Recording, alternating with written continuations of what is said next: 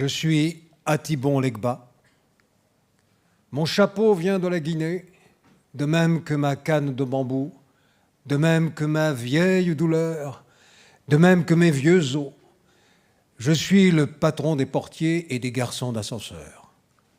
Je suis Legba Bois, Legba Caille, je suis Legba Signagnon et ses 7 frères Cataroulo. Je suis Legba Cataroulo. Ce soir, je plante mon reposoir, le grand médicinier de mon âme, dans la terre de l'homme blanc. À la croisée de ses chemins, je baise 3 fois sa porte, je baise 3 fois ses yeux. Je suis Alegba Papa, le Dieu de vos portes. Ce soir, c'est moi le maître de vos laillons, moi le protecteur des fourmis et des plantes de votre maison. Je suis le chef des barrières, de l'esprit et du corps humain. J'arrive couvert de poussière. Je suis le grand ancêtre noir. Je vois, j'entends ce qui se passe sur les sentiers et les routes. J'arrive tout cassé de mes voyages et je lance mon grand âge sur les pistes où rampent vos trahisons. Ô vous, juges d'Alabama! Je ne vois dans vos mains ni cruche d'eau, ni bougie noire. Je ne vois pas mon vévet tracé sur le plancher de la maison. Où est la bonne farine blanche? Où sont mes points cardinaux? Mes vieux os arrivent chez vous, juges, et ils ne voient pas de baguilles opposer leur chagrin. Ils voient des coqs blancs, ils voient des poules blanches. Juges, où sont nos épices? Où est le sel et le piment? Où est l'huile d'arachide? Où est le maïs grillé? Où sont mes étoiles de Rome? Où sont mon rada et mon maïs? Où est mon yamvalo? Au diable vos plats insipides, au diable le vin blanc, au diable la pomme et la poire, au diable tous vos mensonges.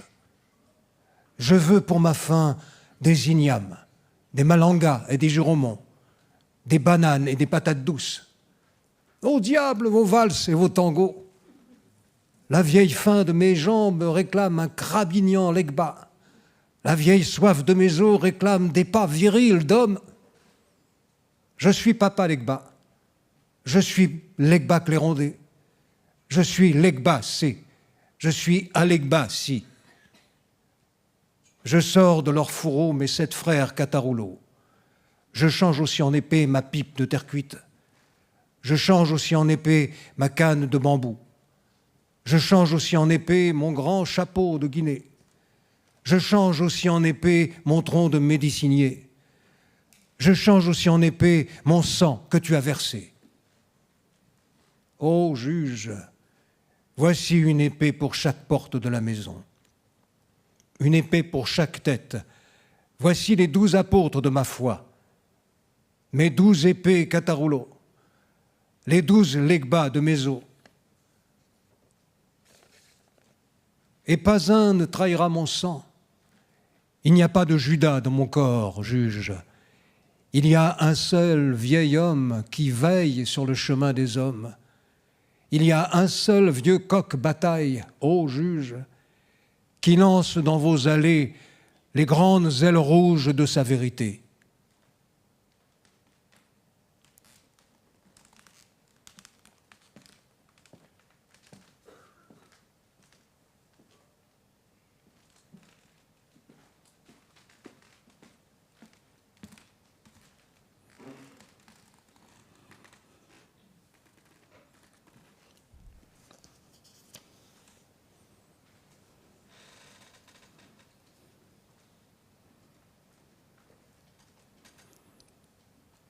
Poète, tu es né avec une coiffe.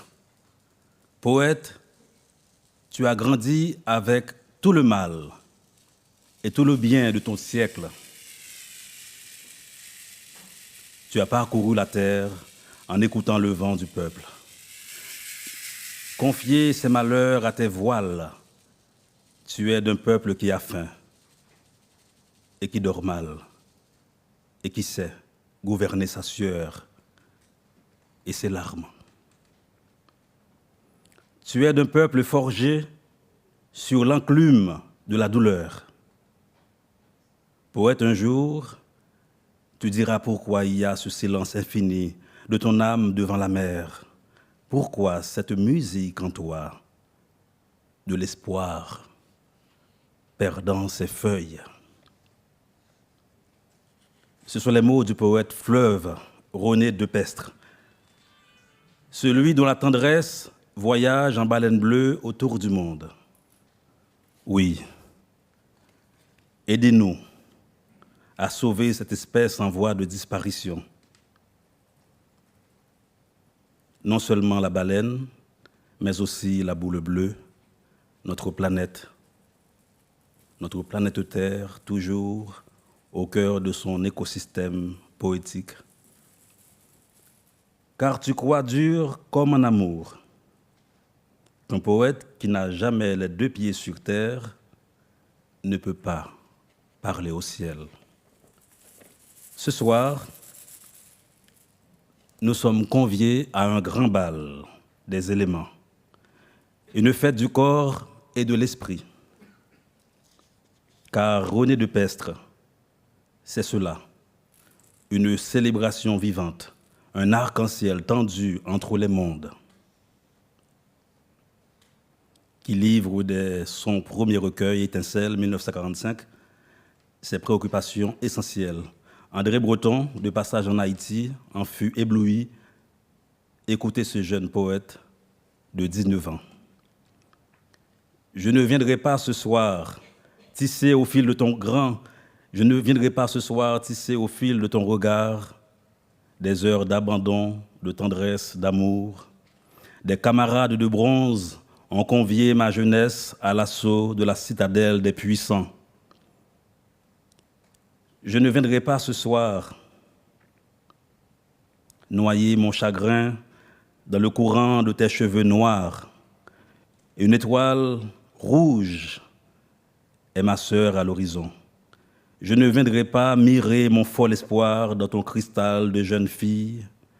Quel sens donnerait-on à nos baisers, à nos caresses, à ce soir brûlant de tendresse, si notre amour restait indifférent aux appels sans écho de la souffrance humaine? Il est essentiel de rappeler que René Depestre a lutté au coude à coude avec ses compagnons de la revue La Ruche, Gérald Bloncourt, Jacques-Stéphane Alexis et bien d'autres. Ensemble, ils ont provoqué le soulèvement populaire qui entraîna la chute du président Élie Lescaut en 1946. C'est ainsi que commença pour lui un long exil qu'il ne vécut jamais comme une fatalité, mais comme une ouverture sur le monde. Une soirée ne suffit pas à rendre hommage à cet homme. Il faudrait tout un festival, plusieurs jours, plusieurs nuits, pour porter le poids de son âge, de son œuvre, de son grand cru poétique. Notre parti pris ce soir est simple, danser sa poésie. Car la poésie est la pierre angulaire de son itinéraire de nomade, d'homme au carrefour des rencontres, de romanciers, de penseurs, de révolutionnaires de la tendresse, compagnons de route de Che Guevara, géo-libertin, grand poète chaud, pris dans les beaux draps du XXe siècle. Nous sommes ici pour dire merci René Depestre. Né en 1924, tu as traversé un siècle entier comme on traverse une tempête en dansant. Et aujourd'hui, à 102 ans presque, oui, 102, car tu vis 2 ans en avance sur ton âge, comme si le temps lui-même te devait honneur et respect. Nous te disons merci, Aïbobo, alléluia, au jardinier des astres. Merci René pour Jacmel, pour Haïti. Ta boussole puissante, ta boule au ventre, ta gerbe de sang. Merci pour tous les pays, toutes les villes qui t'ont traversé. Merci pour ton train de vie qui n'a rien loupé dans le déraillement des idéologies. Merci Prague, Paris, Moscou, le Brésil, la Havane. Tu as cru, douter, espérer, désenchanter, mais aussi aimer le peuple plus que les idéologies.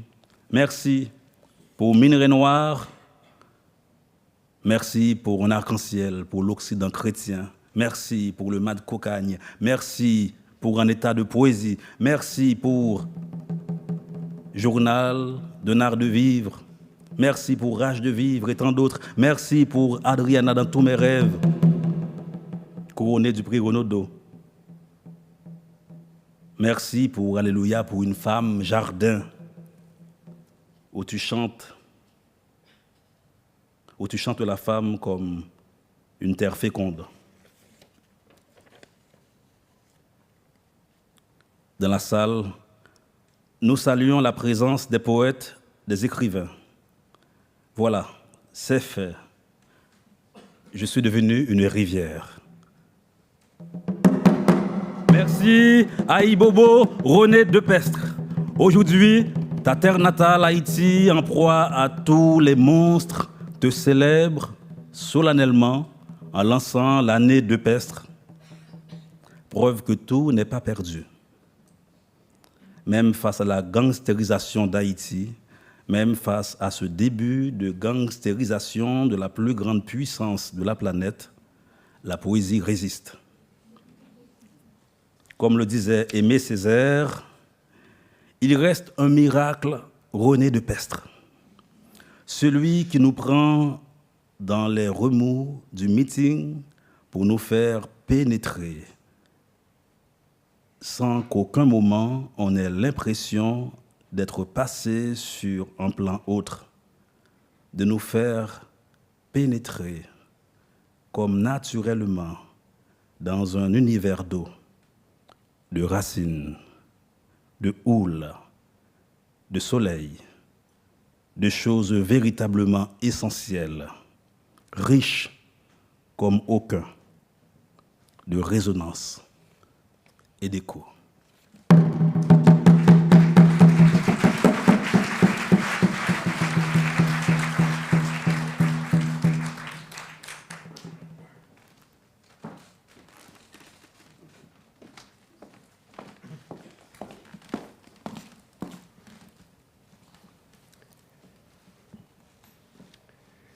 L'état de poésie s'épanouit à des années-lumière des états de siège et d'alerte.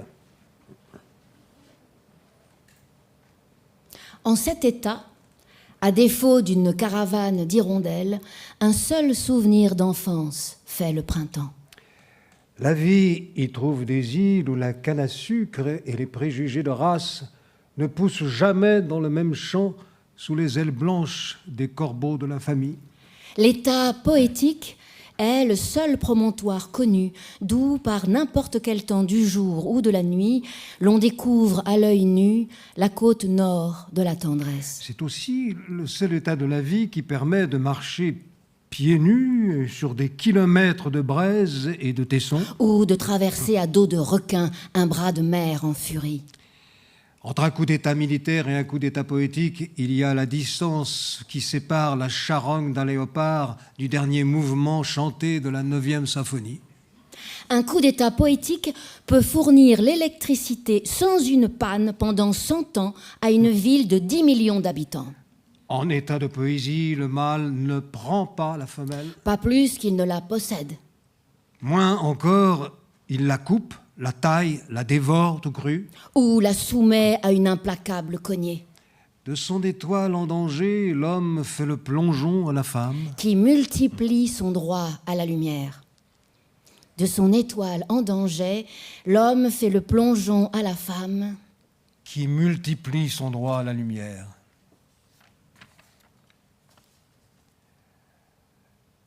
L'état de poésie est commun à tous les hommes.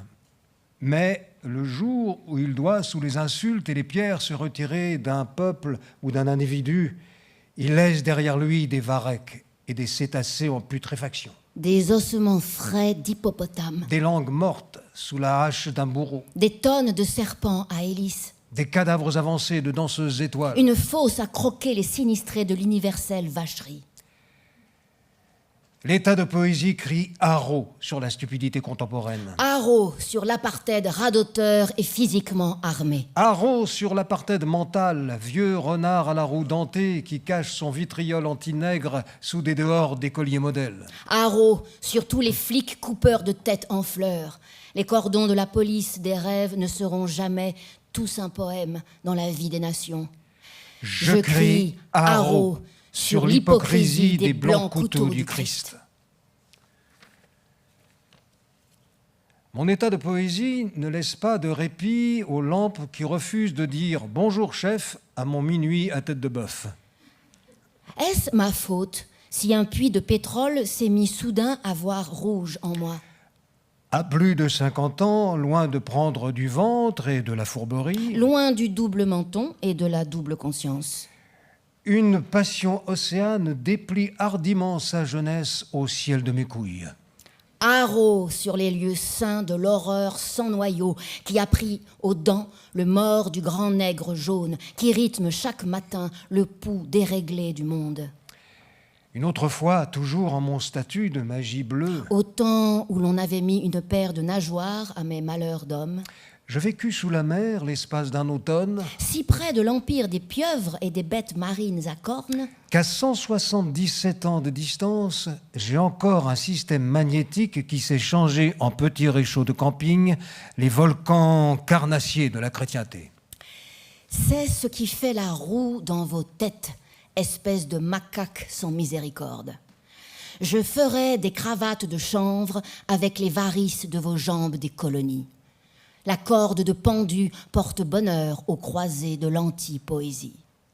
Mon four de Caliban n'est inscrit sur aucun registre d'état civil. Il n'a jamais mangé sa farine au râtelier des baptistères. Ni saouler ces incendies de nègres à grandes rasades de vin d'église. Le tonus de mes serres est aussi neuf et frais qu'au temps du premier baptême décolonial administré aux gaillards musclés de Saint-Ignace de Loyola. La poésie aussi a ses raisons d'État. Ce ne sont jamais les raisons du lion face à la justice affolée du zèbre et de l'antilope. Ce sont tes secrets, ô charrue, que tirent les lignes de vie de toutes les mains à semences. L'état poétique, ce n'est pas moi. Ni l'amandier, mon voisin joueur de saxo. Les véritables poètes n'ont jamais cru que la poésie leur appartint en propre. L'état poétique fait le grand matin de l'être enfant, Femme, homme, qui sait atteler l'animal de sa sécurité, le bœuf fascinant de sa joie et de sa peine, à l'espace et au temps d'une étoile. ou d'un humble feu de mots fraternels. Est rageusement poète l'homme Ou la femme, que consume la passion de déplacer sans cesse les bornes que l'on impose à la parole. qui se tient debout, sans un mouvement, au milieu des éléments déchaînés de la terre, Ni l'électricité du ciel ni celle de l'ordre social. ne peuvent brûler les ailes de l'être en état de poésie avec le monde. D'avoir respiré sur les hauteurs du ramier et de l'oiseau charpentier lui permet de traiter le bois des tempêtes en bon camarade d'enfance. Aidez-moi à crier haro sur tous ceux qui veulent bourrer de paille sèche mon aventure de vivre à gauche, juste derrière le cœur du paradisier. Aidez-moi à crier haro sur tous ceux qui veulent bourrer de paille sèche mon aventure de vivre à gauche, juste derrière le cœur du paradisier. Dans l'état igné où je navigue, je ne perds ni les dents, ni le nord, ni surtout l'euphorie de lancer au galop mon pollen au vertige apprivoisé de nos terres. Les bonnes mutations de ce temps nous appellent à rafraîchir les mottes accablées de la vie. Aidez mon moulin à porter de fraîches chansons à la soif de nos îles à fumer. Aidez-moi à mettre la table d'une justice qui s'ouvre dans une maison pleine d'oiseaux et d'instants en fleurs. Aidez mes mains et mes épaules à faire la courte échelle à l'oxygène qui lève sa patience avec le feu vert du toucan et du palmier, en avance sur l'horaire de l'alouette et du blé.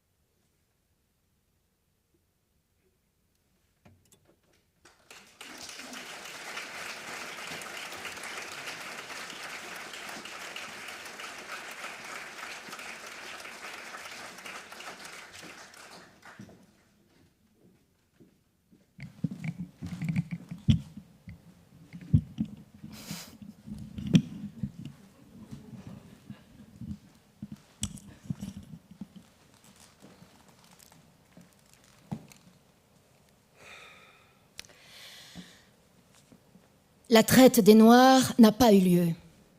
C'est l'invention d'un historien dément. Il n'y a pas en Afrique une petite plage nommée Ouida, d'où partaient vers l'Amérique des cargaisons de bétail noir. On n'a jamais eu à grande échelle le souci commercial de les réifier, de les changer en bois d'ébène, en minerais noirs, et d'ouvrir avec eux dans 1000 ports de florissants marchés. On n'a pas voué leur race aux misères du bois, de la pierre et du métal.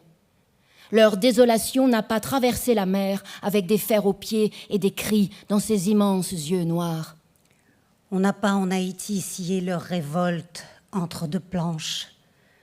On n'a pas versé sur leurs plaies vives de la poudre à canon et du piment pilé. On ne les a pas marqués au fer rouge. On n'a jamais compté leurs dents, ni tâté leurs testicules. On ne les a jamais palpés, pesés et sous-pesés. On n'a pas enseveli le corps de cette race dans des haillons, ni son esprit dans les hardes de l'ignorance, ni son cœur dans le vêtement millénaire de la souffrance. La guerre de sécession n'a pas eu lieu. C'est un mythe ténébreux dont il est difficile de démêler les origines. Le Ku Klux Klan, c'est le nom d'une névrose collective de l'époque paléolithique. On n'a jamais lynché aucun des leurs à Memphis et à Little Rock, à Atlanta et à Birmingham, à Scottsboro et à Martinsville. On n'a pas cantonné leurs mains dans les cuisines, les écuries, les soutes, les buanderies, les champs de coton et de tabac, les champs de maïs et de canne à sucre. On n'a pas fait d'eux une race de cuisiniers, de coupeurs de canne, de balayeurs, de palefreniers, de cireurs, de vidangeurs, de garçons et de filles de 1000 emplois subalternes. On ne les a pas condamnés à être des bras à tout faire, à tout décrotter, à tout niveler, à tout rincer, à tout frotter, à tout faire briller pour le bien-être des Blancs. On ne les a jamais vus, où que l'on tourne le regard, en train de tirer du feu des marrons destinés à d'autres bouches. On n'a jamais éclaté d'un rire mauvais sur leur passage. Nul blanc n'a frotté furtivement de l'index l'épiderme de sa main gauche pour faire une allusion péjorative à leur race. Nulle femme blanche ne s'est essuyé discrètement la main qu'elle vient de tendre à une main noire. On ne les a pas lynchés avec les yeux à Londres, à Bruxelles, à São Paulo, à Amsterdam, à Munich, Milan, à Milan, à Vienne, à Montevideo, à à Bogota, Bogota, à La Havane, à Caracas, à Paris, à Athènes, à Rome. On ne les a jamais accusés à Atlanta ou à Johannesburg de crimes de lèse-couleur, de lèse-lumière. de lèse-lumière.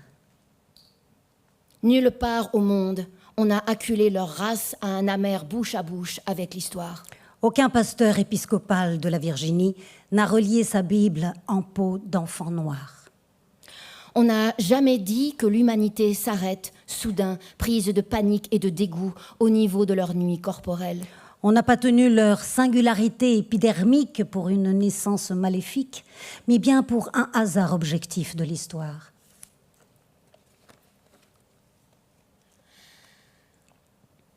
Chaque fois que je me sens désarmée devant l'énorme bêtise du monde, devant les saloperies du siècle, il me suffit de penser à ce que Tolstoï a fait de son génie pour sentir la fraîcheur de l'espoir inonder mes pauvres rives. Et dire qu'il n'y a pas une grande ville qui porte son nom, Tolstoïgrad. Il est peut-être encore trop tôt pour cela. Ce serait une cité pour le 22e siècle. Déjà, en celui-ci, je lui donne bonjour de ma tendresse. Immense intérêt des chefs-d'œuvre de Tolstoï, qui ne faiblira jamais tant que la vie aura besoin d'être racontée par n'importe quelle soirée nostalgique de l'homme. Il faut savoir retenir ses yeux comme sa langue. Les yeux doivent choisir leur objet comme la langue ses interlocuteurs. Un œil bavard et boulimique est indigne d'un homme de qualité. Au sortir de ton adolescence prolongée, apprends à ton œil à se taire et à ne regarder que ce qui pousse dans le même sens que sa lumière. À de nombreux signes, tu découvres que la vie prend pour toi un tour décisif. Il t'aura fallu plus de 20 ans de marche à tâtons pour édifier l'homme que tu deviens ces temps-ci. La part de comédie qu'il y a en tout être humain se change en toi en peau de chagrin. Tout va bien. Aujourd'hui même, si tu veux, tu peux cesser de fumer. Tu n'as jamais été porté vers l'alcool, ni vers les jeux. Par contre, depuis tes années d'étudiant à Paris, à la cité universitaire, tu as pris l'habitude de l'athlétisme quotidien. Tu t'es adressé à ton corps entier pour avoir raison de ton daimon. La perception quelque peu satanique que tu avais de la femme fait aussi partie de ta musique, la meilleure. Encore un coup de collier, et je n'aurai plus que des problèmes de diététique à résoudre dans ma vie privée. Que d'années de lutte pour le résultat suivant. Devenir celui qu'on est, ne pas se perdre de vue, au lieu de paraître, être passionnément. La qualité d'une vie dépend des sacrifices et des émondages intérieurs qu'on est capable d'opérer, des efforts que l'existence nous coûte. À juger par les douleurs que m'apporte le fait d'exister, il faut croire que je suis appelée à déplacer un merveilleux tyran d'eau.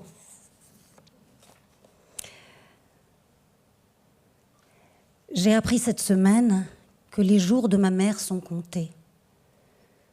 Cela me donne sans cesse envie de pleurer. Sa vie et sa mort sont déjà réunies en moi.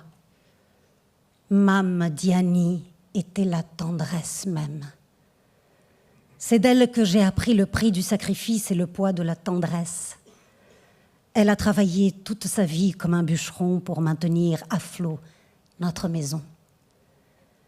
Un jour, je dirai bien mieux ma gratitude de fils. Au cours d'une vie, on est fils une seule fois. Émission de radio sur la nouvelle poésie d'Algérie. Musique des poètes algériens qui ont enfin retrouvé leur pays. Noces qui se nouent sous nos yeux. Alliance majeure faite où la langue française, hier complice de l'infamie coloniale, trouve soudain l'éclat d'un novembre de toute beauté. La poésie de l'Algérie a les joues en feu. C'est une fraîche fiancée arabe. La révolution de ce pays a mis des sandales de lumière aux pieds de ses poètes. Les voici qui font un usage merveilleux de leurs cordes vocales. Je ramasse ces coquillages sur les plages d'un pays frère et à mon oreille, la mer a des accents de poète souverain.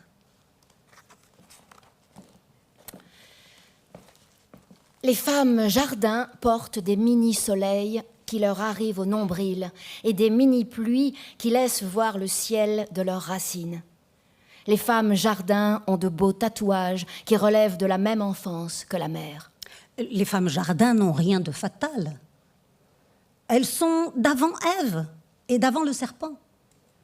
Elles sont des arbres à longs rayons d'action. Les femmes jardins ont des sexes qui voient tout. Les femmes jardins ont des sexes qui retiennent les noms de fleurs et les noms de petits oiseaux qui annoncent le matin dans le son des hommes. Les femmes jardins sont d'avant l'imprimerie, d'avant la montre, d'avant la médecine. Leurs sexes sont des aviateurs de grande ligne avec plus de 15 000 heures de vol. Leurs sexes n'ont jamais été au catéchisme.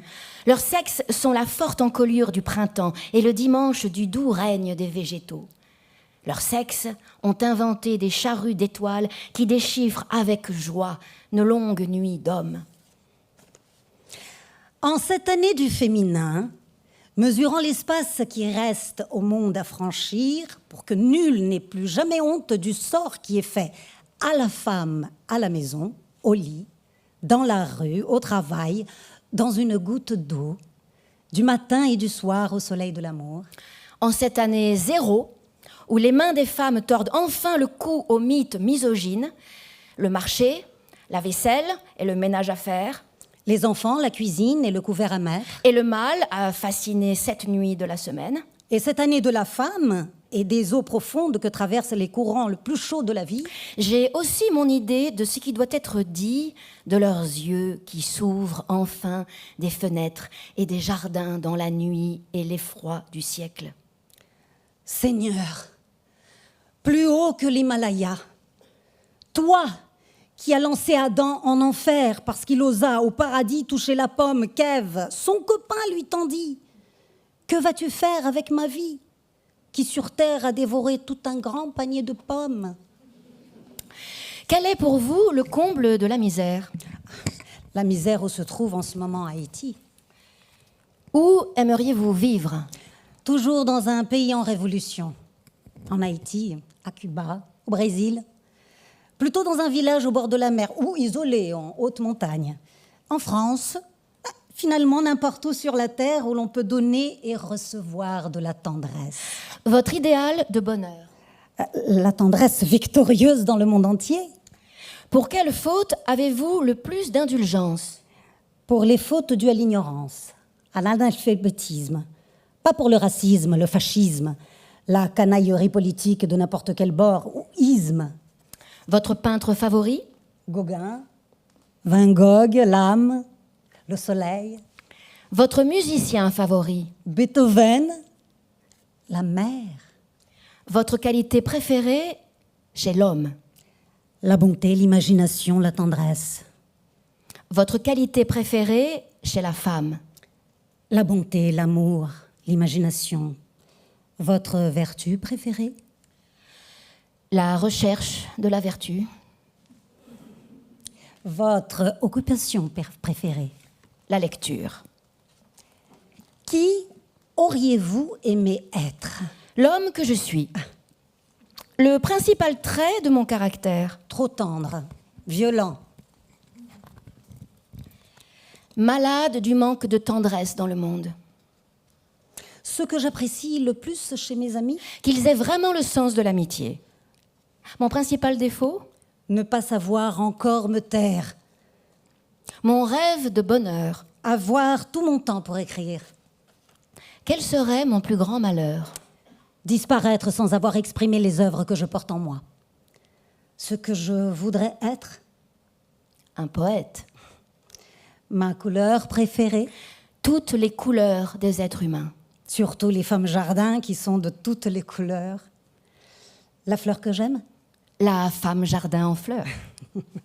L'homme que je préfère? L'oiseau que je préfère? L'oiseau femme. Ce que je déteste par-dessus tout? La mauvaise foi, la bureaucratie. L'extrême droite.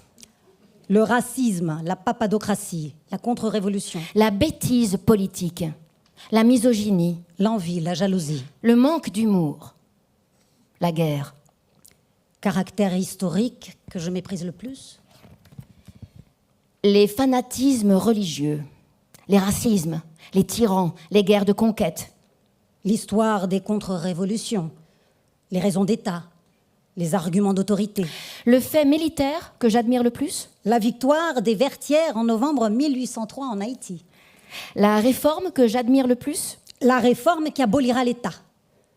Le don de la nature que je voudrais avoir? Pouvoir épouser l'esprit même de la nature. Comment j'aimerais mourir? Je n'aimerais pas mourir. État présent de mon esprit? Très inquiet. Ma devise? Deviens qui tu es. Meurs et deviens.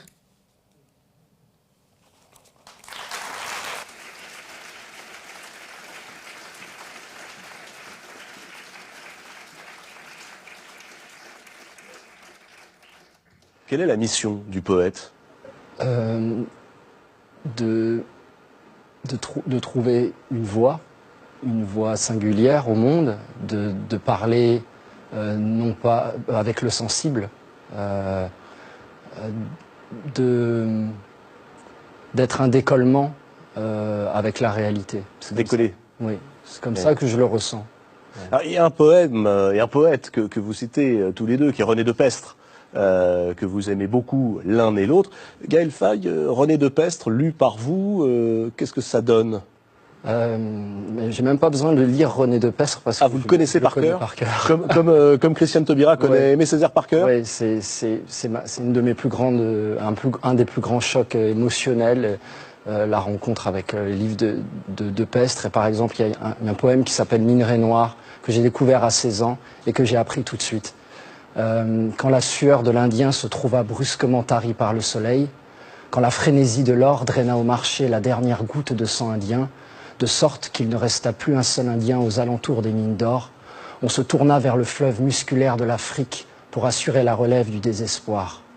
Alors commença la bousculade, la ruée vers l'inépuisable trésorerie de la chair noire. Alors commença la bousculade échevelée vers le rayonnant midi du corps noir et toute la terre retentit du vacarme des pioches dans l'épaisseur du minerai noir. Voilà des siècles que dure l'extraction des merveilles de cette race, aux couches métalliques de mon peuple, minerai inépuisable de rosée humaine. Combien de pirates ont exploré de leurs armes les profondeurs obscures de ta chair? Combien de flibustiers se sont frayés leur chemin à travers la riche végétation des clartés de ton corps, jonchant tes années de tiges mortes et de flaques de larmes? Peuple dévalisé, peuple de fond en comble retourné comme une terre en labour, peuple défriché pour l'enrichissement des grandes foires du monde. Mûris ton grisou dans le secret de ta nuit corporelle, nul n'osera plus couler des canons et des pièces d'or dans le noir métal de ta colère en crue. Alors là, René de Pestre.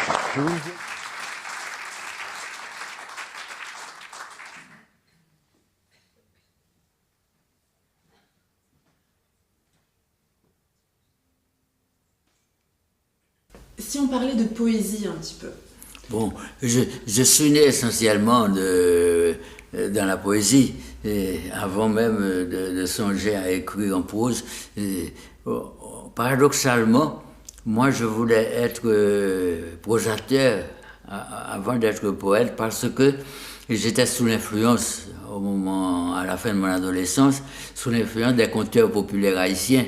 Pendant toute mon enfance, mon adolescence, j'avais écouté des contes le soir. Les Haïtiens sont des conteurs professionnels, sont des audienciers, comme on les appelle, n'est-ce pas? Et je m'attendais surtout à raconter des histoires. C'est ce que je voulais être. Mais finalement, j'étais sous l'influence de Victor Hugo, que j'ai lu avec beaucoup de plaisir, beaucoup d'enthousiasme au lycée. J'ai lu Alfred de Musset, j'ai lu les romantiques français, et puis j'ai découvert Rimbaud. J'ai découvert Baudelaire, Verlaine, un très grand poète, j'ai découvert Lautréamont. Donc, mes premiers poèmes ont été des poèmes académiques, si je peux dire. J'ai écrit des poèmes, j'ai rimé beaucoup. Et je connaissais la poésie française, donc j'ai fait des poèmes très convenus, très académiques. Et je n'ai pas gardé ces premiers poèmes, heureusement. Et j'ai découvert, avec l'arrivée de Césaire, j'ai découvert une autre poésie. En même temps, à l'époque, je lisais des poètes noirs américains, Langston Hughes, Nicolas Guillen, poète cubain, éminent, formidable. J'ai découvert les grands poètes latino-américains à cette époque. Donc, je me suis mis à écrire des poèmes au lycée déjà. J'ai écrit mon premier livre à l'époque de l'année du baccalauréat. En même temps que je préparais le baccalauréat, j'écrivais mon premier livre, Étincelle. Et il se trouve que mon livre a eu beaucoup de succès. Il m'a révélé, si on peut dire, entre guillemets, au public haïtien. J'ai fait 2 éditions, ce qui ne s'était jamais vu en Haïti. Donc ça m'a encouragé à écrire tout de suite un second livre de poèmes, Gerbe de sang. Donc à 20 ans, j'avais écrit 2 plaquettes de poèmes. Et j'ai continué, naturellement, à mon arrivée à Paris. J'ai découvert tout le monde, la poésie, en plus de Césaire, que j'ai lu très attentivement. J'ai découvert tous les poètes noirs, tous les poètes de la Résistance et les grands poètes français. J'ai fréquenté Blaise Sandrax, que j'aime beaucoup.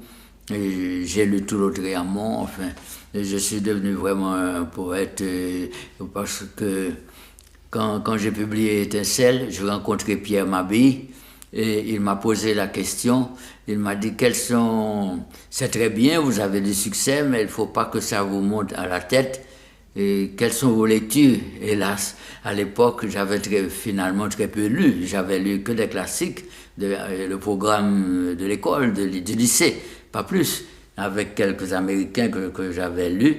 Alors, il a pris une feuille de papier et chaque fois que je le rencontrais, il me faisait une liste.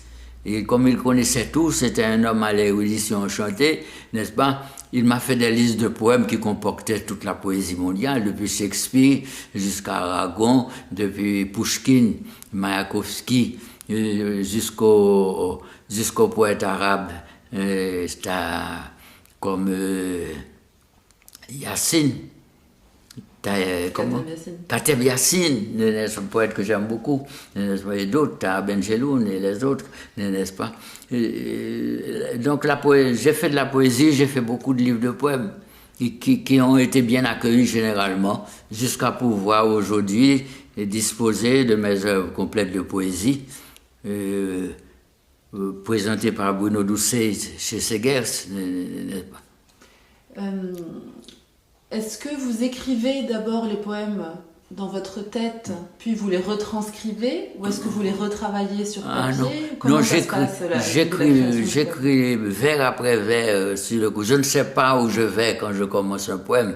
Je me jette dans l'eau, à l'eau, si je peux dire, quand je commence un poème. Je ne l'ai pas préparé particulièrement.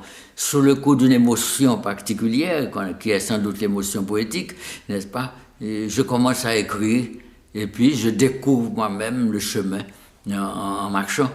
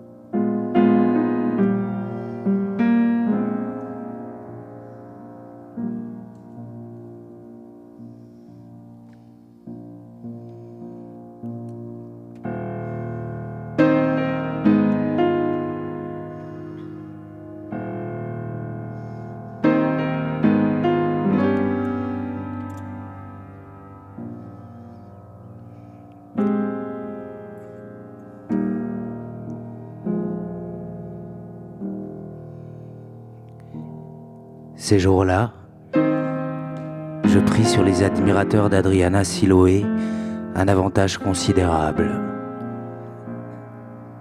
confia à ma mère, modiste fort appréciée au Bel Air, la création de la toilette nuptiale. De l'avant-jour jusqu'au soir, ses ciseaux et sa machine singère chantaient dans le tissu les charmes de la jeune fille. La maison de l'oncle Féfé voguait avec nous dans un nuage impressionnant de tulle et de soie, parmi des flots de dentelle et d'organdi.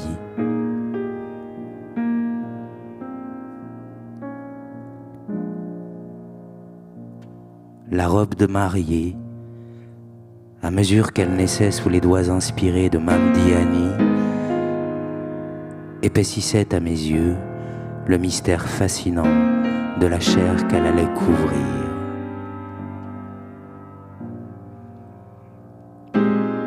La nuit, ma mère la laissait sur la forme humaine qui servait de modèle à la composition. Elle était toute en envolée de tulle et superbement brodée à l'ancienne. La finesse de la broderie s'épanouissait dans les effets transparents des manches et du corsage très décolleté, tuyauté d'organdi et de satin.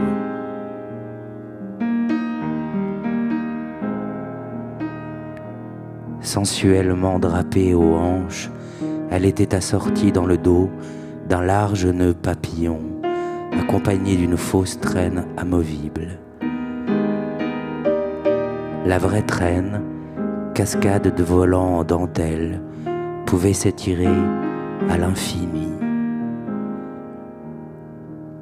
La jupe, dansante et joyeusement volantée, à l'ampleur généreuse, semblait déjà receler les secrets d'un éventail magique.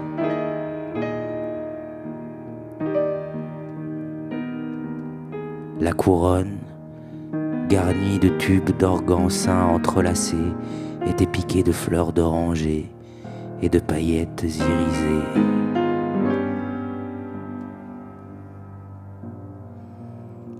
Une fois tout le monde couché, je me levais sans bruit, le cœur battant, pour aller célébrer un rite bouleversant dans l'atelier de couture du rez-de-chaussée.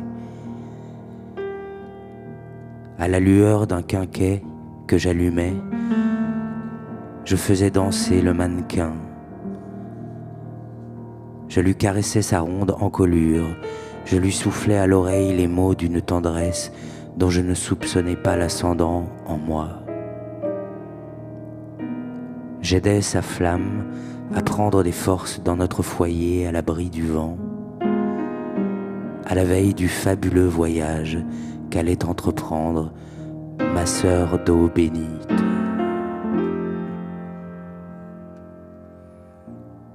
Dans la journée, je séchais mes classes au lycée pour voir Adriana se prêter corps et âme aux retouches de la robe. La notion d'essayage, que je n'avais jamais jugée tant elle m'était familière, s'élevait en ballon avec mes tripes, chaque fois que Nana se déshabillait librement pour passer sa toilette. Elle pivotait sur les talons, se cabrait, se déhanchait, carrait les épaules avec grâce. L'instant d'après, habillée en mariée, elle se hissait sur une banquette, pliait une jambe, soulevait un bras, arrondissait encore plus sa gorge pigeonnante et sans crier gare, elle m'entraînait dans une valse anglaise. Tout en obéissant aux signes de ma mère qui avait la bouche hérissée d'épingles, elle n'arrêtait pas de faire une fête des plus humbles mimiques de la vie. Elle se regardait dans la glace, donnait son avis,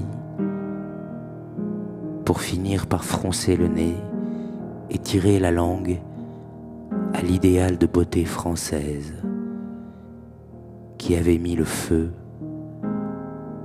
à la paille de mes jeunes années.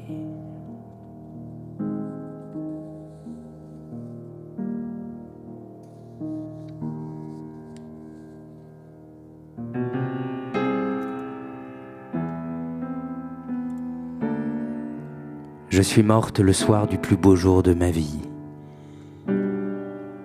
Je suis morte le soir de mes noces à l'église Saint-Philippe et Saint-Jacques. Tout le monde a cru que j'ai été foudroyé par le oui sacramentel jailli de mes tripes. On a dit que j'ai été emporté par le feu de mon consentement, tant il était puissant et vrai. J'aurais été frappé par ma propre foudre d'épouser.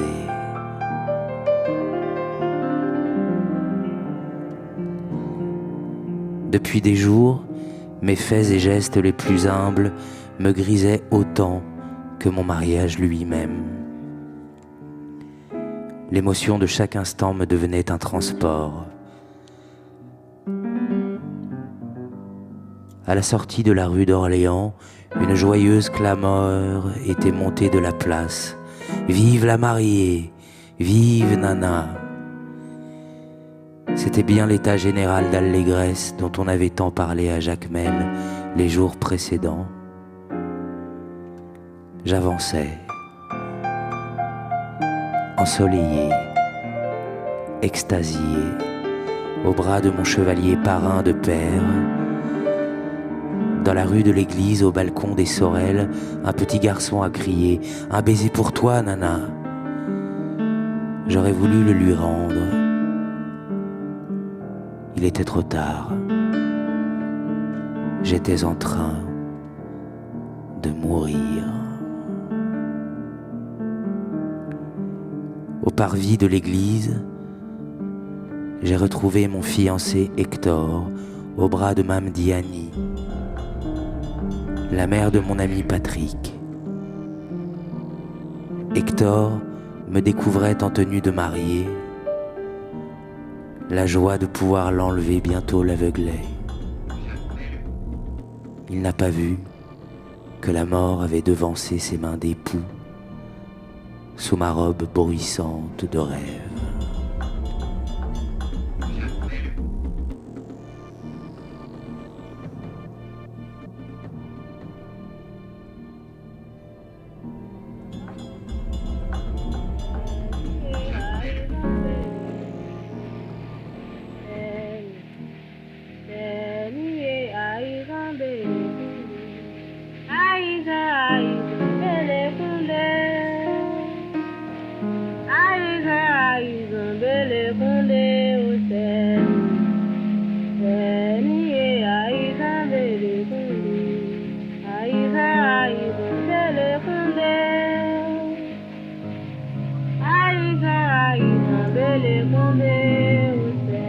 Tout mon être aspire au soleil.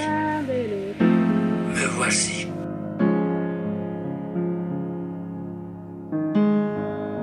Adriana de Zumerel, Adriana de Zumerel, Adriana de Zumerel.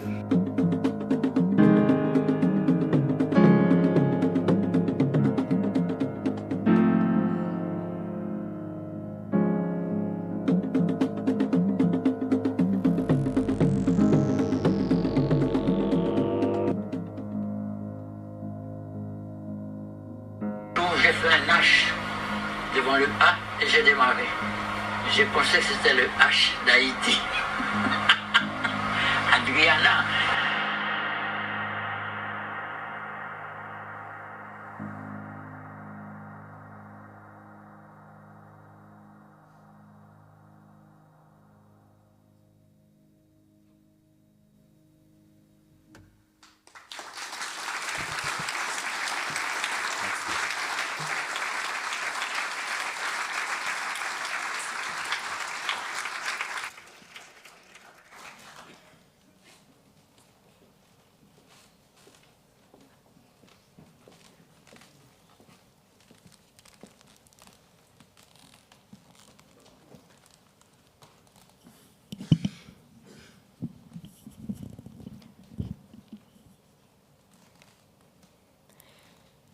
Pour annoncer l'aurore, Gerbe de sang, 1946.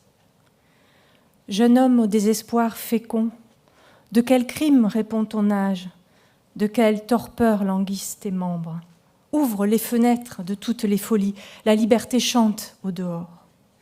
Fils des aurores saignantes et belles, écarte les paupières de ton deuil, brise en 1000 morceaux la vitre de tes premières amours. La liberté chante au dehors. Que le vent du soir emporte tes sens au pays des malheurs, couve tes rêves de couteau aux poitrines des ennemis, couve la fureur de ton sang, la liberté chante au dehors. La liberté chante sur les toits des nouveaux arbres, dans le sourire des nuages vagabonds. La liberté chante pour des ombres, dans les tourbillons de cyclones. La liberté chante au dehors. Garçon, pétri de tendresse, des temps nouveaux avancent dans tes 20 ans. Ce sont des colonnes d'air libre, des tours érigées par tes bras. La sève des mers pousse en toi.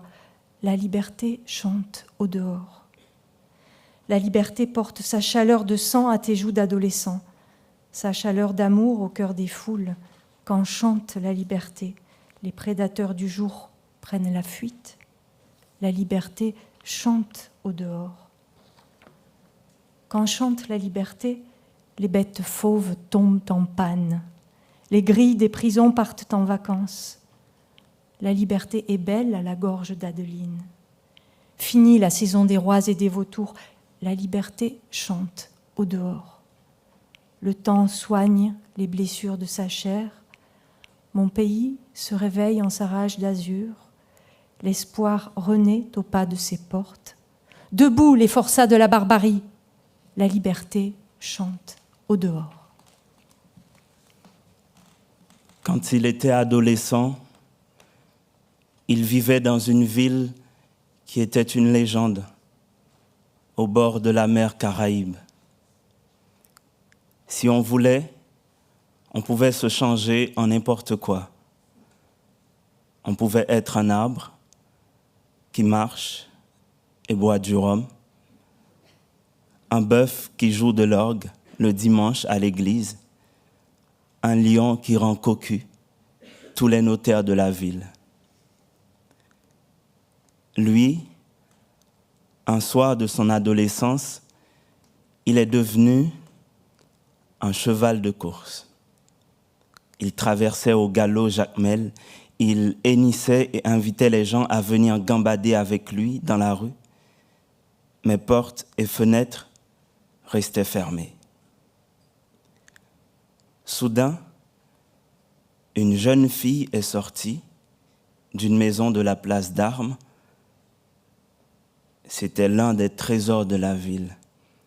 Elle était en chemise de nuit et souriait à l'adolescent cheval. Quand il arriva auprès d'elle, la jeune fille quitta sa chemise et sauta sur son dos. Il galopa sans fin dans la nuit, en faisant plusieurs fois le tour de Jacmel. Il sentait Adriana toute nue sur son dos, comme le ciel nocturne sans les étoiles, ou comme la terre sans l'herbe au matin. Il sentait sa saveur de jeune fille. Alors il galopa dans la nuit, avec l'étoile de Jacmel sur son dos, avec la joie de la ville et toute la douleur de la ville sur son dos, avec ses peurs et ses haines sur son dos. Il galopa dans la nuit, avec les baisers et tous les rêves de Jacmel sur son dos. Au petit matin, ils allèrent à la mer, où ils se rafraîchirent longuement. Ensuite, ils allèrent à la rivière pour se quitter le sel du corps. Plus tard, il la déposa chez elle, sous les arbres éberlués de la place, et quand il reprit sa forme de garçon, il avait les flancs ensanglantés. Il avait d'atroces douleurs aux épaules. Il avait très mal au cuir chevelu. Il resta 2 semaines au lit, à regarder son adolescence s'éloigner avec la plus belle fille de sa vie.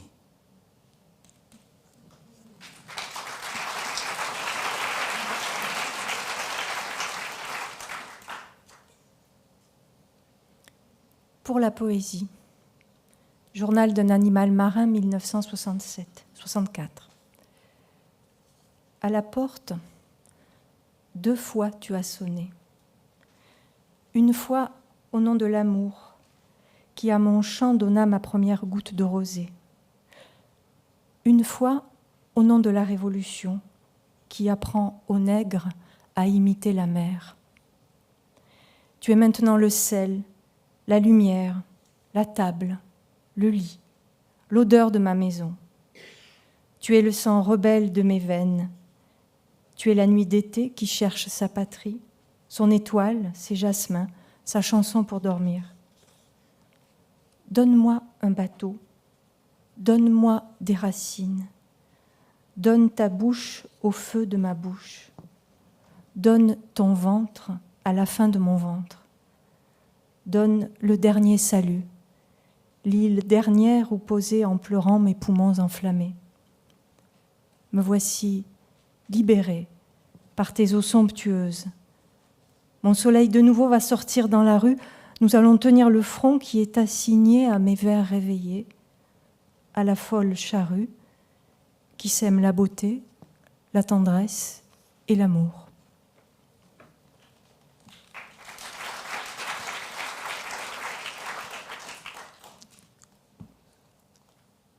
Ce n'est pas encore l'aube dans la maison. La nostalgie est couchée à mes côtés. Elle dort. Elle reprend des forces. Ça fatigue beaucoup la compagnie d'un nègre rebelle et romantique. Elle a 15 ans ou 1000 ans, où elle vient seulement de naître, et c'est son premier sommeil sous le même toit que mon sang. Depuis 15 ans, ou depuis des siècles, je me lève sans pouvoir parler la langue de mon peuple, sans le bonjour de ses dieux païens, sans le goût de son pain de manioc, sans l'odeur de son café au petit matin. Je me réveille loin de mes racines, loin de mon enfance, loin de ma propre vie. Depuis 15 ans, ou depuis que mon sang traversa la mer en pleurant, la première vie que je salue à mon réveil, c'est l'inconnu au front très pur qui deviendra aveugle un jour, à force d'user ses yeux verts à compter les trésors qu'on m'a volés.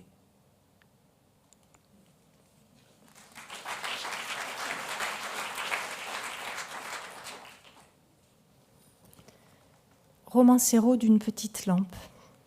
Un arc-en-ciel pour l'Occident chrétien, 1967.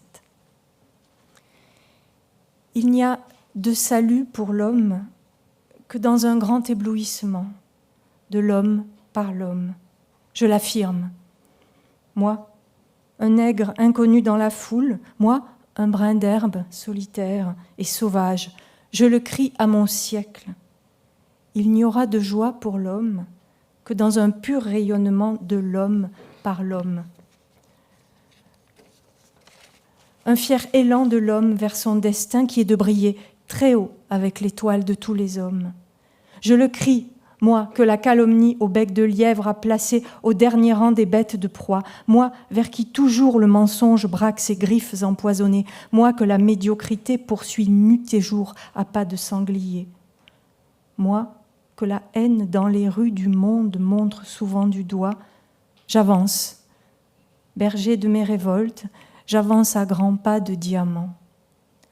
Je serre sur mon cœur blessé une foi si humaine que souvent la nuit, ses cris me réveillent comme un nouveau-né à qui il faut donner du lait et des chansons.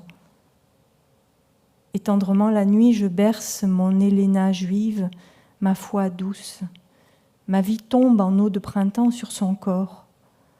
Je berce la dignité humaine et lui donne le rythme des pluies qui tombaient dans mes nuits d'enfant. J'avance, porteur d'une foi insulaire et barbu bêcheur d'une foi indomptable, indomptée. Non un grand poème à genoux sur la dalle de la douleur, mais une petite lampe haïtienne qui essuie en riant ses larmes et d'un seul coup d'aile s'élève pour être à tout jamais un homme, pour être à tout jamais un homme jusqu'aux confins du ciel, debout et libre, dans la verte innocence de tous les hommes. Occident chrétien, mon frère terrible, mon signe de croix, le voici, au nom de la révolte et de la justice et de la tendresse, ainsi soit-il.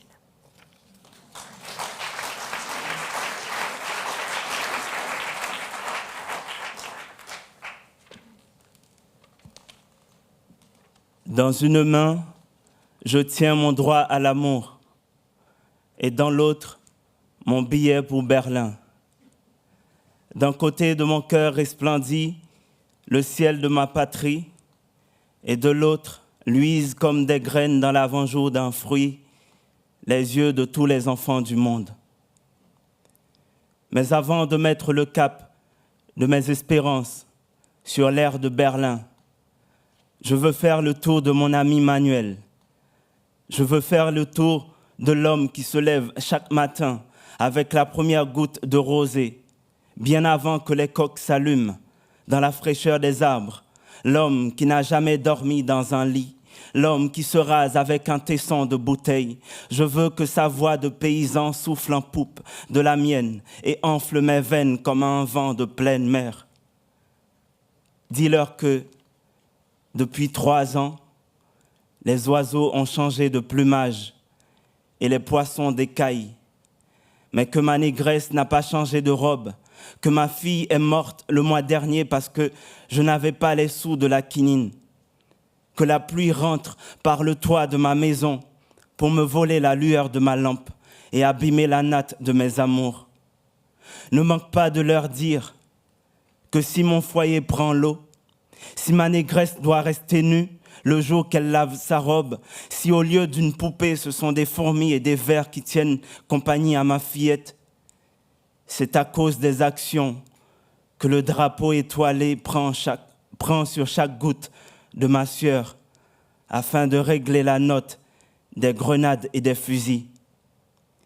Dis-leur que la vie de mon peuple est un monolithe de peine, d'une seule coulée de ténèbres, comme une lame tranchante d'épée. Que mon peuple ne sait pas consulter une montre, mais parvient à dire l'heure d'après la profondeur de la faim dans ses entrailles, d'après l'intensité du sommeil contre sa rétine. Il est midi dans mon ventre. Il est minuit dans mes yeux. Dis-leur que mon peuple ne sait pas compter jusqu'à 1000, ne sait pas que la terre tourne. Dis-leur que nos fins de mois sont aussi closes que des prisons. Je vais à Berlin pour que soit mis l'embargo sur la faim de mon peuple. L'embargo sur ses menottes, sur son grabat, sur ses larmes et ses frissons de malaria. Pour que le dollar cesse de verrouiller la chanson radieuse de son visage. Pour que sa misère soit à perpétuité condamnée au régime du secret. Je vais à Berlin pour que la paix garde toutes ses feuilles et ouvre ses bras à la vie de tous les peuples et comme une semence de clarté dénoue chaque bourgeon de leur avenir. Je vais à Berlin dans le sillage du printemps pour que les lendemains de tous les hommes soient ruisselants de lumière et que jaillisse la paix du vin le plus rouge de la fraternité.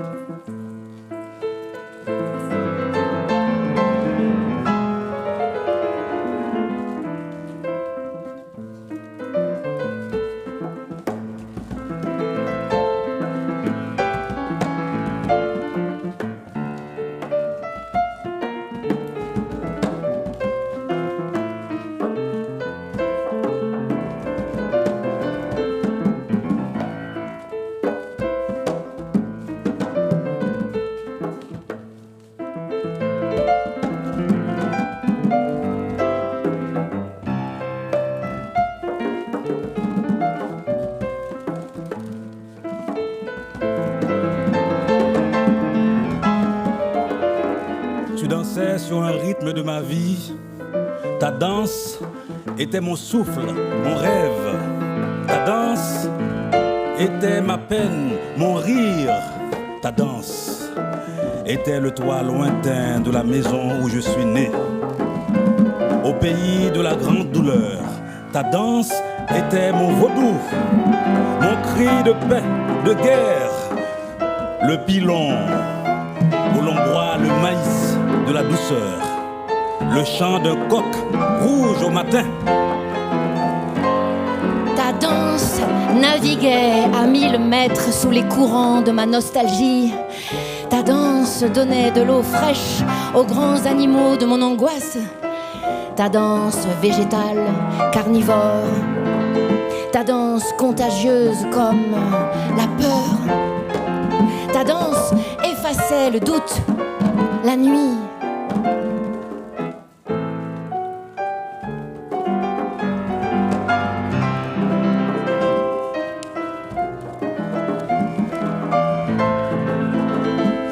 Ta danse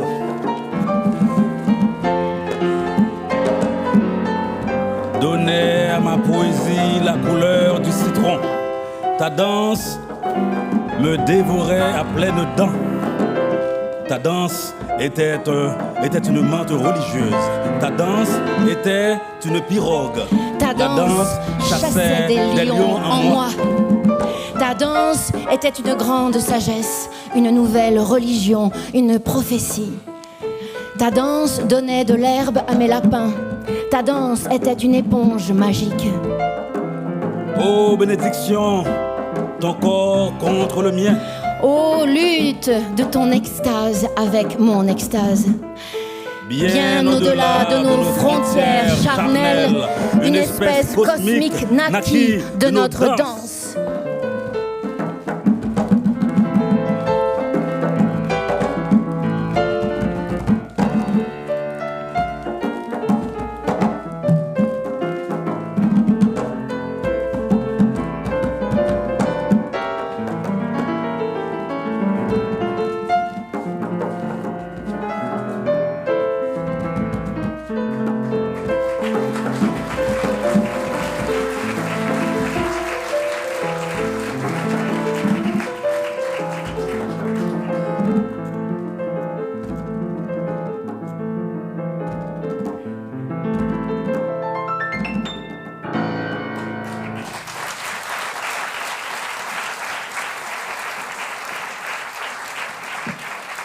Bonsoir à la Maison de la Poésie, bonjour aux amis présents.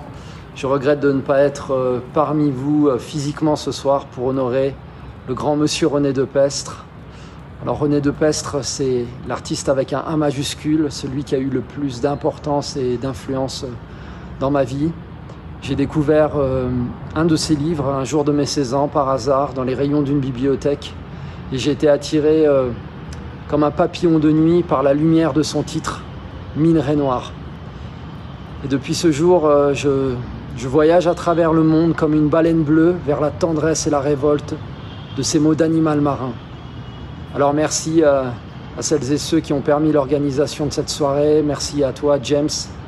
Célébrons le poète qui nous a offert tant de raisons de vivre rageusement nos rêves immenses de liberté. À nous autres, aux enfants du siècle Depestre. Je vous salue.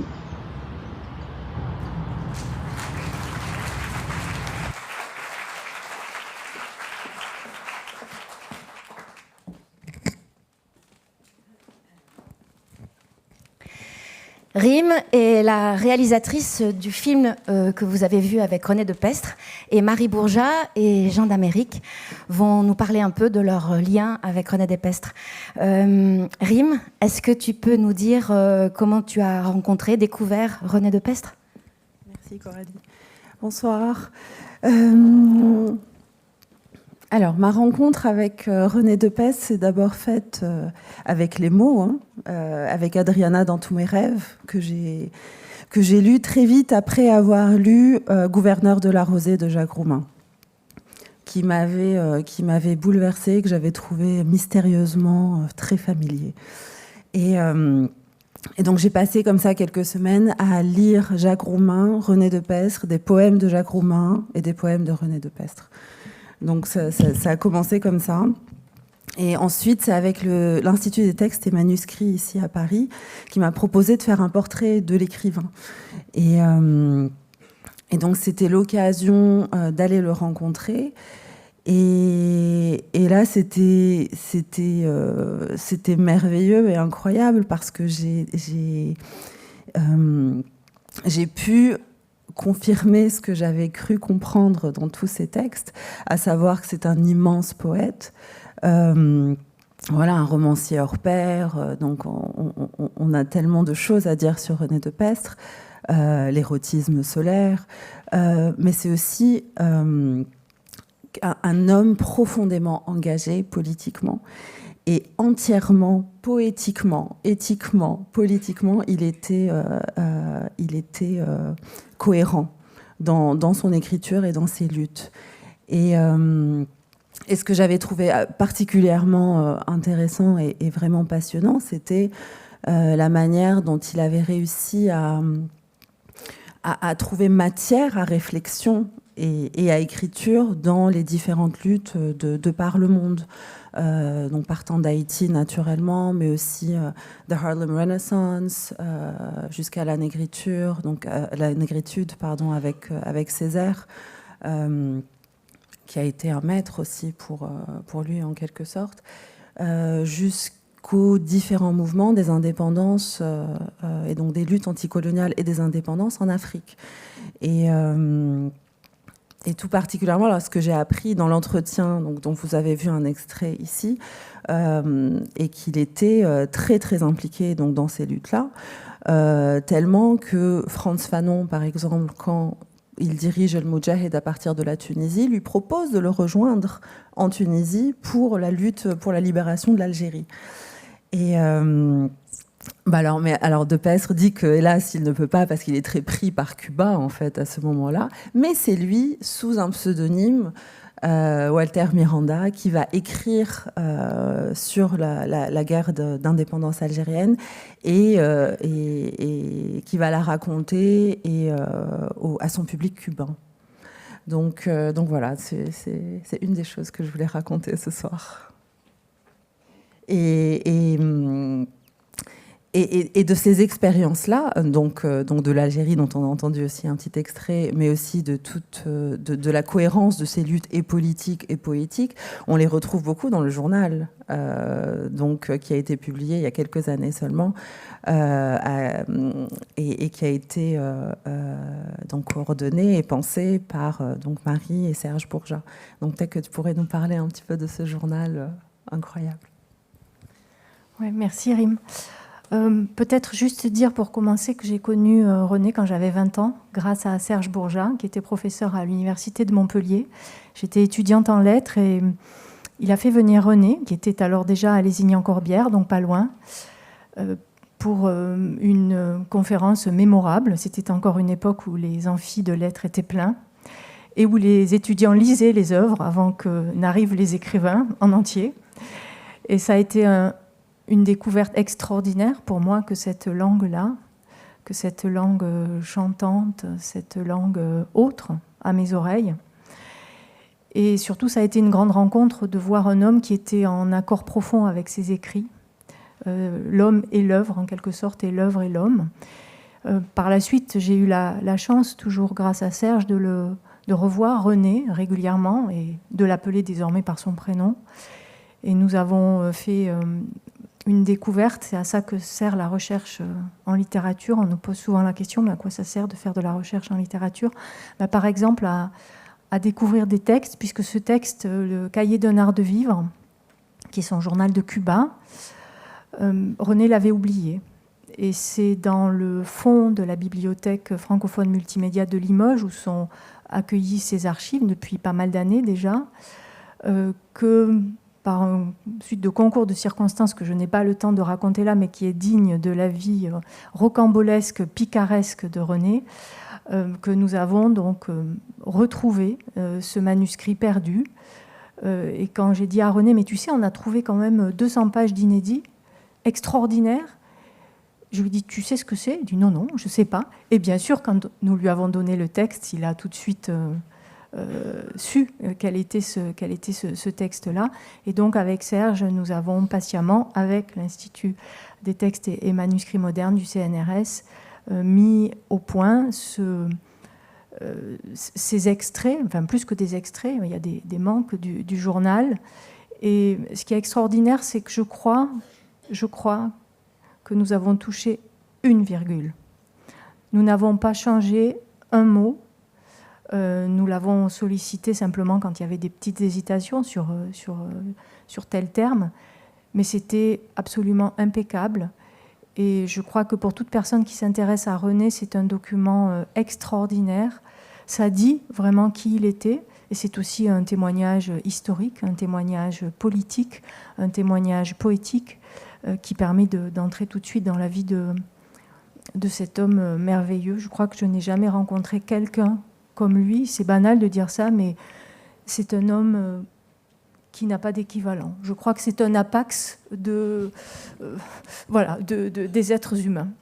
Et donc, à propos d'hommes d'exception, je voulais te demander, Jean, qui était pour toi René, ce qui représente. Voilà, quel est ton René?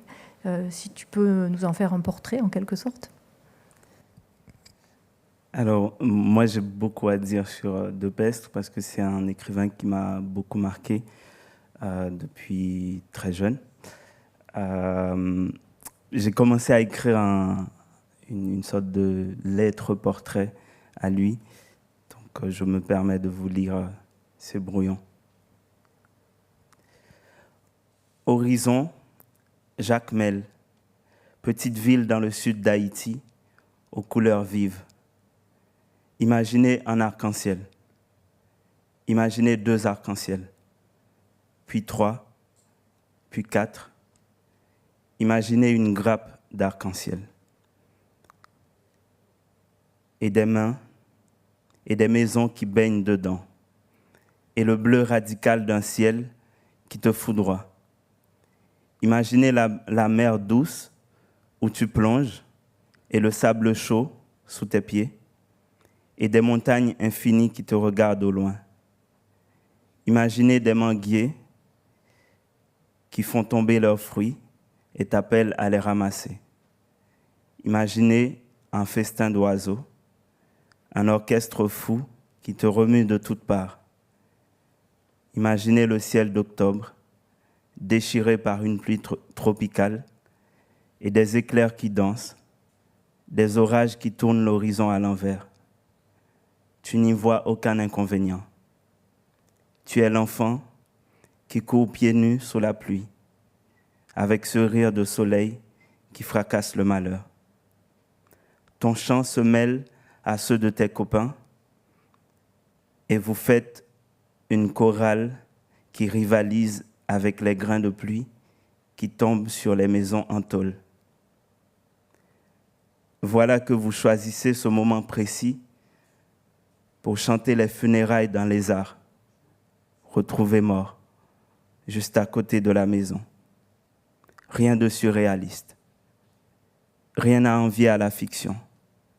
Vous donnez simplement des ailes à votre enfance, lâchée à l'air libre. Et soudain, surgit une fenêtre et tu deviens l'oiseau. Bientôt les eaux débordent et la nuit tombe, avec son cortège de loups-garous. Vous avez peur, alors vous rentrez. Tu écoutes les adultes raconter des histoires à la lueur d'une lampe tête gris-dappe, une lampe tempête. Mais toi aussi, tu en inventes dans ta tête, en pensant à ce qui se passe dehors, dans la nuit opaque. Tu t'imagines sur le dos d'un cheval galopant dans ce champ infini d'aventures. Ce songe reste cloué dans ta tête. Tu t'appelles René de Pestre et tu seras écrivain, mais tu ne le sais pas encore. Étais-tu déjà en état de poésie dans ce champ d'étincelles à Jacmel? L'or brut du poème te sourit, mais tu ne le vois pas encore, dans le crépuscule de cette enfance haïtienne. Te voici bientôt à Port-au-Prince, la fougue de la révolte au corps. Tu verses ton sang sur tous les bouts de papier. Tu craches au visage des dictateurs. Tu prends le poignard de la lumière et tu entres sans concession dans la poitrine d'un monde gangrené d'injustice. Tu habites tous les quartiers de la colère. Avec tes amis, avoir 20 ans vous suffit pour allumer le brasier de la révolution. Vous formez la ruche qui finit par piquer la chair d'un régime d'oppression, lui faisant une morsure mortelle. Et te voilà exilé. Tu arpentes les paysages d'une nouvelle blessure. Mais vivre loin de son pays natal n'est un malheur que pour ceux qui ont manqué le train bleu de leur enfance. Tu laboures toutes les terres possibles de la révolte.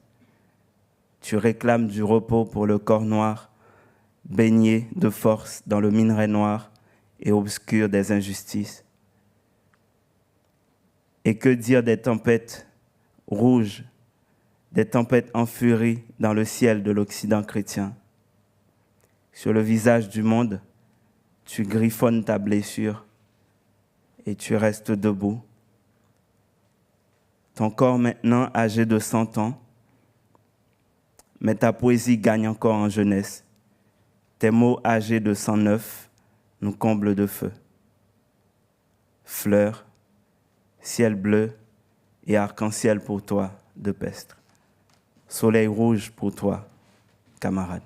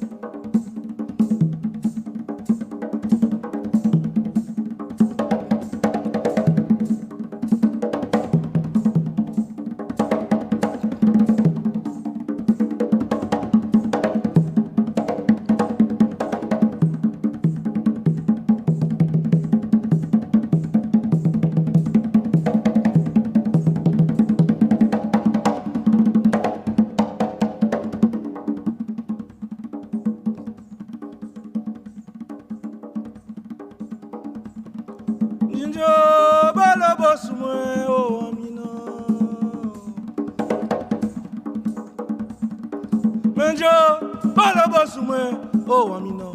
Tikaja bosu madole, oh non la gua.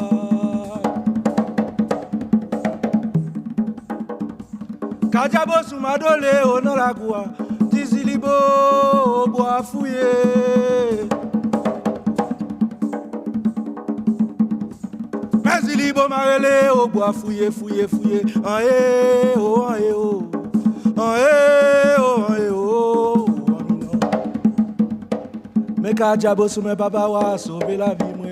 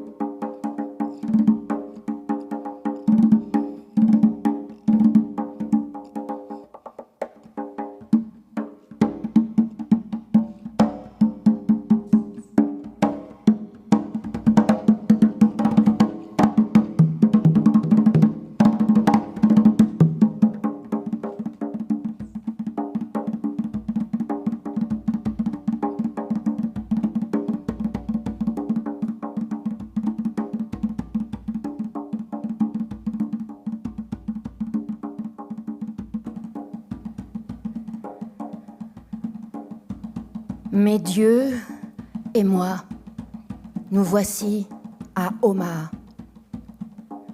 Nos vies sont brusquement si lourdes à porter que nos jambes avancent à peine. C'est ici que l'homme avec ardeur prépare la fin de l'homme. Voici la gomme qui peut effacer la vie. Rien ne compte ici, ni l'espoir, ni ses rêves. L'homme a cédé sa place à un peuple de monstres. Ils sont là, sous nos yeux, les merveilleux robots. Ils sont prêts. Ils ont bonne mémoire. Ils savent où il faut frapper. Ce sont des géographes de génie. Sur leurs cartes, ils ont relevé les points de la terre où le vent, l'amour, les larmes, la sueur et la pluie promettent au jour de l'homme des yeux et des trésors pour repeupler le monde de baisers et de fruits, de nids et de merveilles. Les grands dieux de l'âge nucléaire les fabricants de soleil homicides, les Atlas, les Titans, les Polaris, les Minutemen, les Nike Zeus, les Sindewinder et les Hound Dog, les assassins de l'espace et du temps. Les dieux de mon village natal sont soudain des dieux enfants qui se blottissent contre moi.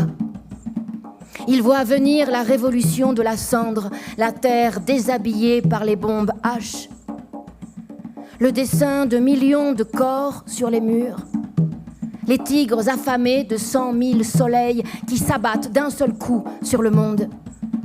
Et ils tremblent, les pères de mes racines. Ils ne connaissent pas de source ni de feuilles pour laver le visage et le cœur d'Omaha. Eux qui n'ont pas peur du Ku Klux Klan et des autres rois du coton et du pétrole. Eux qui savent d'un regard dompter les chiens sauvages du vent et de la pluie. Et les grands léopards de la foudre et du feu. Eux qui ont vécu plusieurs années sous la mer. Eux, les braves, les purs et les justes. Les anges verts de la terre et du ciel. Les voici, à mes côtés, impuissants, désarmés et vaincus par ces nouveaux dieux, les dieux de l'eau lourde et du cobalt, qui n'ont pas eu d'enfance, qui n'ont jamais bâti des maisons de sable et n'ont jamais pleuré tout un soir sans raison, en écoutant pleuvoir dans leur vie intérieure.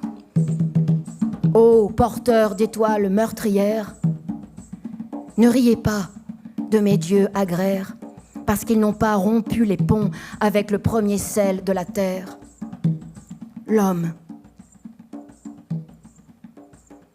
Jadis, je pouvais imaginer le mot Alabama écrit sur le front d'une grande danseuse ou sur la porte d'un fabricant de poupées. Maintenant, nul au monde ne peut l'écrire sur les vitres de la santé ou de l'espoir. Alabama, c'est le nom que je lis sur les chaînes de mes frères noirs. C'est le nom que je lis sur leurs hampes brisées. Et si ma main droite s'appelait aussi Alabama, je devrais cette nuit même la couper pour pouvoir écrire encore des poèmes à la gloire des hommes.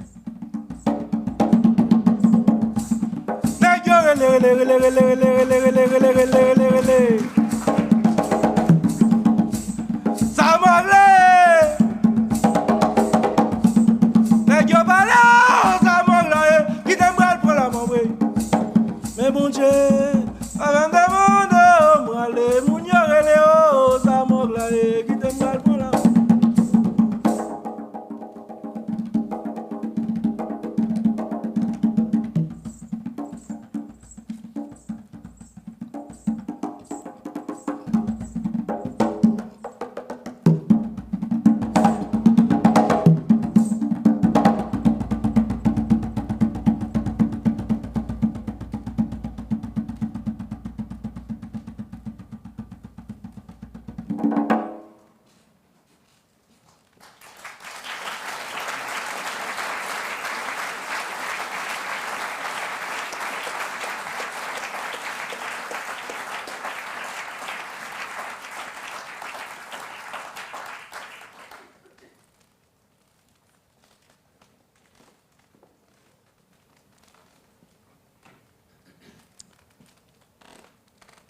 Voilà, c'est fait.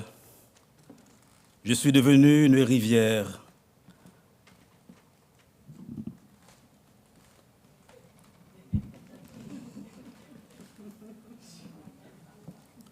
Grand Cru, Saint-Émilion, René de Pestre, et c'est pas une pub. Hein.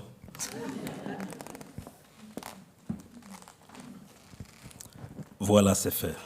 Je suis devenu une rivière. Ce sera une grande aventure jusqu'à la mer. Quel nom me donnera-t-on sur les cartes? D'où vient ce cours d'eau inconnu? Quel ciel reflète-t-il dans ses flots? quelle paix, quelle faim, quelle douleur. Pardonnez-moi, messieurs les géographes, je ne l'ai pas fait exprès. J'aimais bien voir couler l'eau sur toutes les soifs. Il y a tant d'assoiffés dans le monde. Pour eux, me voici chargé en rivière. Je n'aimais pas voir couler les larmes étant rivière. Je pourrais, qui sait, couler à leur place. Je n'aimais pas voir verser le sang étant rivière. Je pourrais être versé partout à sa place. Mon destin est peut-être d'emporter à la mer toutes les peines. Voilà, c'est fait. Je suis devenu un homme rivière. Voilà, c'est fait. Je suis devenu un homme rivière.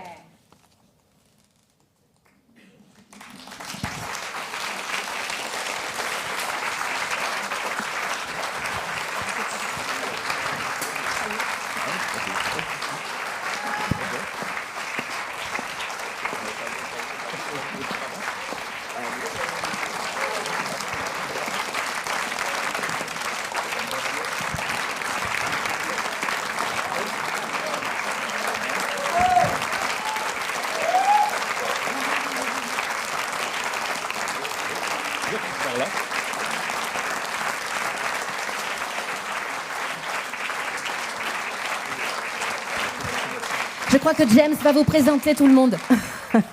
Je commence par Rim Kane, qui a réalisé ce film documentaire sur De Pestre. Rim Kane qui est poète elle-même, et puis qu'est-ce qu'elle ne fait pas? C'est ça la question.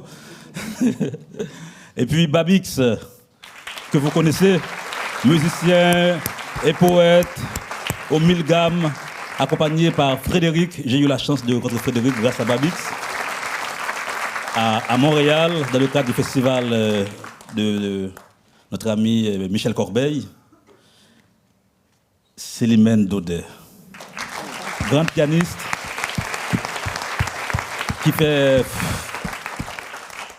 qui voyage comme un poème de Pestre autour du monde et qui remplit les salles partout et qui souffre énormément parce que c'est toujours bondé. Un jour, on me demandait, alors, les gens qui ne connaissent pas Célimène, alors, comment présenter Célimène? J'ai dit, bon, allez à la FNAC, en ce moment, je crois qu'elle est numéro 1. Marie Bourgeat.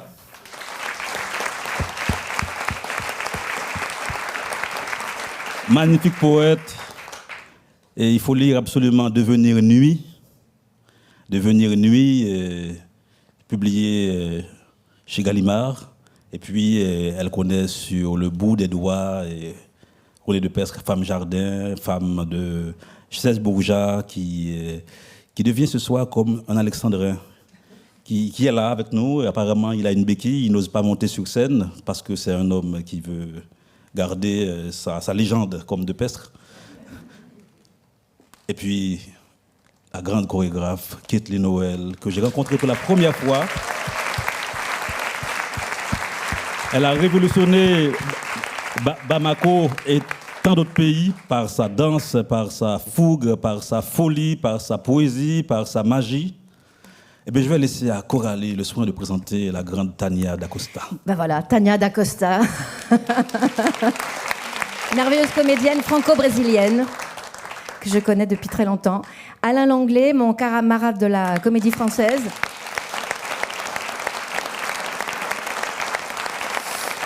Jean d'Amérique, qu'on vous a déjà présenté, poète et performeur. Et la planète Claude Saturne. Est-ce qu'il faut ajouter encore un mot sur Claude Saturne?